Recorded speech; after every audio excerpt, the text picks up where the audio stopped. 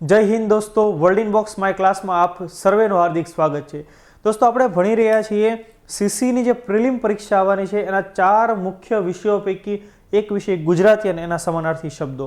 તમને લોકોને ખ્યાલ છે કે 4300થી પણ વધુ જેટલી ભરતી છે એમાં પ્રિલિમ પરીક્ષા સીસી એટલે કે કમ્બાઇન્ડ કોમ્પિટિટિવ એક્ઝામિનેશન મુજબ લેવાશે, જેમાં રિઝનિંગ, ક્વોન્ટિટેટિવ એપ્ટિટ્યૂડ એટલે કે મેથ્સ, ઇંગ્લિશ અને ગુજરાતી. તો આપણે સમાનાર્થી શબ્દો ભણી રહ્યા છીએ. અગાઉ પણ કેટલાક લેક્ચર્સ અપલોડ થઈ ચૂકેલા છે, 3 લેક્ચર અપલોડ થઈ ચૂકેલા છે. આ એનો 4થો લેક્ચર છે. અને અહીંયા તમે જે સમાનાર્થી શબ્દો જોઈ રહ્યા છો એ સરકારી સોર્સિસમાંથી છે, એટલે અહીંયાથી પૂછવાની સંભાવના ખૂબ વધારે છે. માત્ર સીસીની અન્ય પણ પરીક્ષાઓ જે ખાખીની ભરતી આવશે, તો આવનારા સમયની તમામ ભરતી માટે તમને આ લેક્ચર્સ ખૂબ મદદરૂપ થવાના છે. તો આપણે જોઈએ પહેલો શબ્દ પંખી એટલે કે પક્ષી, શકુંત, દ્વિજ, વિહંગ, ખગ અને અંડજ. ત્યારબાદ પંડિત એટલે કે વિદ્વાન, કોઈ પણ ક્ષેત્રની અંદર વિદ્વાન હો, પંડિત હો. કોવિદ, પ્રાજ્ઞ, વિચક્ષણ, નિપુણ, મનીષી, ચતુર અને બુદ્ધિમાન, કે કોઈ વ્યક્તિ તો ખૂબ બુદ્ધિમાન છે, ખૂબ પંડિત વ્યક્તિ. ત્યારબાદ પત્ર એટલે કે ચિઠ્ઠી, કાગળ કે જે આપણી પેઢીએ ક્યારે લખ્યો નથી, આપણે ખાલી ગીત સાંભળતા હોઈએ કે ભાઈ લિખે જો ખત તુજે વો તેરી યાદ મેં હજારો રંગ કે નજારે બન ગए. તો પત્ર એટલે કે ચિઠ્ઠી, કાગળ. ત્યાર પછી પાણી એટલે કે ઉદક, પૈ, અંબુ, સલિલ, વારી, જલ, નીર, તોય. આ તોય પણ તમને પૂછાય, ભૂજીવન. અને ત્યાર પછી જળ. ત્યાર પછી પ્રજા એટલે કે જનતા, લોકો. મારી પ્રજાનું કલ્યાણ થજો, ભાવનગરના મહારાજા કૃષ્ણકુમાર સિંહજીનું ધ્યેય વાક્ય, વિધાન વાક્ય કે મારી પ્રજાનું કલ્યાણ થજો. પ્રજા એટલે કે જનતા, લોકો. ત્યારબાદ પરોઢ એટલે કે પ્રભાત, સવાર. પો, મળસકું. આ શબ્દ પણ તમને તમારા માટે ઇમ્પોર્ટન્ટ, તમે કોઈ સાહિત્યનું વાંચન વગેરે કરેલું હોય, વાર્તાઓ વાંચી હોય, તમને આ શબ્દ એમાં જોવા મળે. ત્યાર પછી પિતા એટલે કે જનક, તાત, આપા, જન્મદાતા. ત્યારબાદ આપણે જોઈએ પાથે એટલે કે ભાથું અથવા તો ભાતું. પાથ એટલે કે રસ્તો. તો જ્યારે આપણે કોઈ યાત્રાએ નીકળ્યા હોઈએ ત્યારે લઈ જવા સાથે આપણે રાખેલું ભોજન, જેને આપણે ભાથું કહેતા હોઈએ છીએ, બરાબર. ખેતરમાં કામ કરનાર ખેડૂત છે એને પણ જમવા માટે જે આપવા જવામાં આવે એને આપણે ભાથું કહેતા હોઈએ છીએ. તો એના માટેનો શબ્દ પાથે એટલે કે ભાથું અથવા તો ભાતું. ત્યારબાદ પાન એટલે કે પર્ણ, પાંદડું. પ્રકાશ તો કે તેજ, ધૃતિ, અજવાળું, દીપ્તિ, ઉજાસ, પ્રભા. આતપ, જ્યોત અને આલોક. તો પ્રકાશ માટેના આટલા સમાનાર્થી શબ્દ આ પૂછાય. તમને આલોક શબ્દ પણ પૂછી શકે. ત્યાર પછી દીકરો એટલે કે, ત્યાર પછી પુત્ર, પુત્ર એટલે કે દીકરો. સુત, આત્મજ, નંદન અને તનુજ. પ્રભાત એટલે કે ઉષા કાળે, વહેલી સવારે, પરોઢે. પો, મળસકું, અરુણોદય, સૂર્યોદય જેને આપણે કહેતા હોઈએ. પ્રાતઃકાલ, સવાર, ભોર, વહાણું અને પરોઢિયું. તો પ્રભાત માટેના પણ ઘણા બધા સમાનાર્થી શબ્દો પૂછાવા લાયક, ઇમ્પોર્ટન્ટ. ત્યાર પછી પુસ્તક એટલે કે ચોપડી, કિતાબ, કોઈ પણ ગ્રંથ. પ્રતિષ્ઠા એટલે કે આબરૂ. શાખ, મોભો, કે ભાઈ જે તે વ્યક્તિનો મોભો ખૂબ હતો, એની પ્રતિષ્ઠા ખૂબ હતી, એની આબરૂ ખૂબ હતી, ગામના કોઈ વડીલ હોય, કોઈ સજ્જન વ્યક્તિ હોય. ત્યાર પછી પ્રવર એટલે કે વરિષ્ઠ, જ્યેષ્ઠ, ચડિયાતું, બરાબર. પ્રવર કે જે કોઈ એકથી વધુ ચડિયાતું છે તો એને પ્રવર છે એમ કહી શકાય.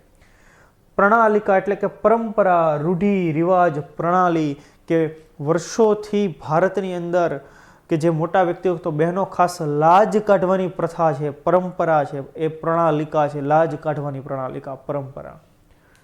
ત્યારબાદ ફૂલ એટલે કે કુસુમ, સુમન, પુષ્પ, પ્રસૂન અને ગુલ. આ બધા કોના સમાનાર્થી શબ્દ? ફૂલના. ત્યાર પછી બગીચો તો કે ઉપવન, ઉદ્યાન, બાગ, વાટિકા, વાડી અને આરામ. ત્યારબાદ છે બાણ એટલે કે તીર, શર, સાયક, ઈશુ અને વિશેખ. આ પણ આપણે સ્ટાર કરી લેવું જોઈએ, ઇમ્પોર્ટન્ટ. ત્યાર પછી બાળક એટલે કે શિશુ. આ શબ્દ આપણે વારંવાર સાંભળ્યો હોય, છાપામાં વાંચો પણ હોય. બાળક એટલે શિશુ. અભર્ક, શાવક, બચ્ચું અને ડિંભ.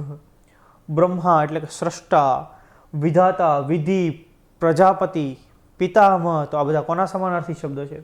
બ્રહ્માના સમાનાર્થી શબ્દ છે. ત્યાર પછી બક્ષિસ, કોઈને બક્ષિસ આપવી એટલે કે ભેટ આપવી. કોઈનો જન્મદિવસ હોય તો આપણે એને ભેટ આપતો હોય, ગિફ્ટ આપતો હોય, ત્યારે ખાસ શબ્દ ઉપયોગમાં લેવાય ગિફ્ટ. પણ બક્ષિસ એટલે ઇનામ, નજરાણું જેને આપણે કહીએ. ઉપહાર, પુરસ્કાર, નજરાણું અથવા ઇનામ. ત્યાર પછી બુદ્ધિ એટલે કે મતિ, પ્રજ્ઞા, કે ભાઈ એની બુદ્ધિ, એની મતિ મરી ગઈ હતી. આ શબ્દ તમે સાંભળ્યો હશે સાહિત્યની અંદર, તમે કંઈક વાંચ્યો હશે કે મતિ મરી જવી, બુદ્ધિ ભ્રષ્ટ થઈ જવી, તો મતિ, પ્રજ્ઞા. ત્યાર પછી બ્રાહ્મણ એટલે કે ભૂદેવ, આપણે સામાન્ય રીતે ભૂદેવ કહીને જ તે બોલાવતા હોય છે, ભૂદેવ, વિષ અને પછી દ્વિજ. ત્યારબાદ ભાગ એટલે કે અંશ, હિસ્સો. તમે કોઈની સાથે કામ કરો તો એની અંદર ભાગીદારીમાં કામ કરો તો ભાઈ એમાં મારો 50% મારો ભાગ છે, મારો અંશ છે, મારો હિસ્સો છે. ભ્રમર એટલે કે ભૃંગ, અલી, મધુકર, ષટપદ, દ્વિરેફ અને ભમરો. તો અહીંયાથી એક મને પાછું પણ નામ યાદ આવે, દ્વિરેફ એ કોનું ઉપનામ છે, કોનું તખલ્લુસ છે, એ પણ તમે કમેન્ટ બોક્સમાં કમેન્ટ કરજો, આપણા માટે ઇમ્પોર્ટન્ટ છે. ત્યાર પછી ભાષા એટલે કે ગીરા અને વાણી. આપણે આપણી ભાષા, આપણી વાણી, આપણી ગીરા હંમેશા મધુર રાખવી જોઈએ, લોકોના કાને સાંભળવી ગમે એવી રાખવી જોઈએ. ભયંકર એટલે કે દારૂણ, ભીષણ, ભીષણ આગ ફાટી નીકળી. ત્યાર પછી ઘોર, ભીમ, ભયાનક, ડરામણું, બિહામણું વાતાવરણ હતું. મોડી રાત્રે બિહામણું વાતાવરણ હતું, ભયંકર વાતાવરણ હતું, ડરામણું વાતાવરણ હતું. ત્યાર પછી ભીત એટલે કે દિવાલ અને કરો. તમે છાપામાં વાંચેલું અથવા તો ગામડાની અંદર લોકમુખે પણ સાંભળેલું, ભાઈ કરો પડ્યો એટલે કે દિવાલ પડવી, બરાબર, ભીત પડવી, એના માટે શબ્દ પણ કરો. આ શબ્દ પણ તમને પૂછાય. ત્યાર પછી ભાઈચારો એટલે કે બંધુત્વ, મિત્રતા જેને આપણે કહીએ, ભાતૃત્વ પણ જેને આપણે કહેતા હોઈએ છીએ. ત્યાર પછી ભૂલ થવી, કોઈ ચૂક થઈ જવી, ભૂલ થઈ જવી, ભાઈ અન્ય કોઈ એપ્લિકેશન પરચેસ કરીને આપણે કોઈ ભૂલ તો નથી કરી રહ્યા ને, બરાબર, તો ભૂલ થઈ જવી એટલે કે ચૂક, દોષ, ખામી, ગુનો, વાંક, ભ્રમ અને ભ્રાંતિ. ત્યાર પછી મરણ, કે ભાઈ ભારતના પૂર્વ વડાપ્રધાન અટલ બિહારી વાજપેયીનું નિધન થઈ ગયું, બરાબર, તો મરણ માટે મૃત્યુ, નિધન, પંચતત્વ, એ પંચતત્વમાં વિલીન થઈ ગયા. દેહાંત અને સ્વર્ગવાસ સમાનાર્થી શબ્દો. ત્યાર પછી માતા એટલે કે જનની, જનની જોડ સખી નહીં જડે રે રોલ. જનની, જનેતા, માં, જન્મદાત્રી, માવડી અને માત. તો માં ઉપર તો ઘણું બધું સાહિત્ય સર્જન થયેલું છે અને લગભગ તમામ ભાષાઓમાં થયેલું છે. મને એક મુનવ્વર રાણાનો ઉર્દુનો એક શેર પણ યાદ આવે છે કે બિછડ કર ભી મોહબ્બત કે ज़माने याद रहते हैं, बिछड़ कर भी मोहब्बत के ज़माने याद रहते हैं, उजड़ जाती है महफिलें और चेहरे याद रहते हैं, शगुफ्ता लोग भी होते हैं टूटे हुए अंदर से. शगुफ्ता એટલે ખુશમિજાજ, હંમેશા ખુશ રહેનાર. शगुफ्ता लोग भी होते हैं टूटे हुए अंदर से, बहुत रोते हैं वो लोग जिन्हें लतीफ़े याद रहते हैं, और खुदा ने ये सिफत दुनिया की हर औरत को दी है कि वो पागल भी हो जाए तो उन्हें बेटे याद रहते हैं. તો આ માતા. ત્યાર પછી મિત્ર એટલે કે દોસ્ત, સુહયદ, સખા, ભેરુ, સહચર, બરાબર. મને આ ઉપરથી પણ એક વિધાન યાદ આવે. અમેરિકાના 16મા રાષ્ટ્રપ્રમુખ અબ્રાહમ લિંકન એમણે કહેલું કે જો મિત્રતા તમારી નબળાઈ છે તો તમે દુનિયાના સૌથી તાકાતવર માણસ છો. હું કહીશ કે આને અમલીકરણ ન કરું જીવનમાં, બરાબર, પણ એ વિધાન કોનું છે? અમેરિકાના 16મા રાષ્ટ્રપ્રમુખ અબ્રાહમ લિંકનનું. ત્યાર પછી મુખ એટલે કે આનંદ, દીદાર, કે ભાઈ મારે તમારો દીદાર કરવો છે એટલે કે મારે તમારું મુખ જોવું છે. વક્ત્ર, વદન અને ચહેરો, આપણે ડીપી ઝૂમ કરીને જોતા હોઈએ છીએ, બરાબર છે. ત્યાર પછી મુસાફર, વટે માર્ગુ, રાહદારી, પ્રવાસી, પંથ, પથિક અને પંથી. તો આપણે બધા પણ એક મુસાફર છીએ જીવન. મનુષ્ય, માનવી, માણસ, મનુજ. ત્યાર પછી મેઘ એટલે કે જલદ, પાયોદ, ઘન, તોયદ, જલધર, વાદળ. આ પણ આપણે અહીંયા સ્ટાર કરી દેવો જોઈએ, આમાંથી પણ તમને સવાલ પૂછાય. તોયદનો અર્થ શું થાય? તો કે મેઘ થશે. ત્યાર પછી મસ્તક, તો કે ભાઈ ઈશ્વરને, પ્રભુને મસ્તક નમાવીને નમન કરવું જોઈએ, શીશ ઝુકાવીને નમન કરવું જોઈએ. તો માથું, શીશ, શિર અને શીશ.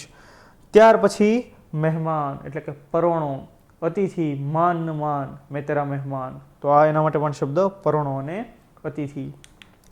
તો આ કેટલાક સમાનાર્થી શબ્દો હતા.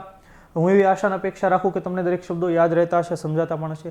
જો તમારે આ મુજબ પૂર્ણ કન્ટેન્ટ ભણવો છે, તમારે ફાઉન્ડેશન બેચ ભણવી છે, તમારે સીસી સ્પેશિયલ બેચ ભણવી છે, કોઈ એક જ વિષય ભણવો છે, બીજું તમે ઓફલાઈન ક્લાસમાં જઈ શકો એવી નથી સગવડતા, તમે જોબ કરો છો, ગૃહિણી છો, તો તમારા માટે એક સારી એવી તક world inbox my class app, જેમાં તમામ વિષયો તમને મળી રહેશે.